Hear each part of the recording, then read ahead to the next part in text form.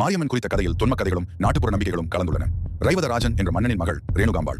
அவளுக்கும் ஜமதக்கினி முனிவருக்கும் மனமாகிறது. இந்த இணையருக்கு பரசுராமன் என்ற மகன் பிறக்கிறார். ரேணுகா தன் கற்பின் ஆற்றலால் அபாரமான சக்தியை கொண்டிருக்கிறார். அவள் வெறுங்கையோடு பத்ம சரஸ் என்ற சூனைக்கு போய் தனது சக்தியால் தண்ணீரையே ஒரு குடமாக செய்து அதில் தனது கணவரின் சடங்குகளுக்கு வேண்டிய நீரை கொண்டு வருவாள். ஒரு நாள் அவள் அச்சுனைக்கு வழக்கப்படி தண்ணீரை கொண்டு வர சென்ற பொழுது அங்கு வானில் சென்ற அழகு வாய்ந்த கந்தர்வன் ஒருவனை காண்கிறாள். இதனால் அவளது கற்பினால் பெற்ற ஆற்றலை இழக்கிறாள். இதனால் முன்போல் நீரை கொண்டு குடம் செய்ய அவளால் முடியாமல் போகிறது. இதை அறிந்த ஜமதக்கினி கோபமூண்டு மகன் பரசுராமனை அழைத்து அவனது தாயின் தலையை துண்டிக்குமாறு கட்டளையிடுகிறார்.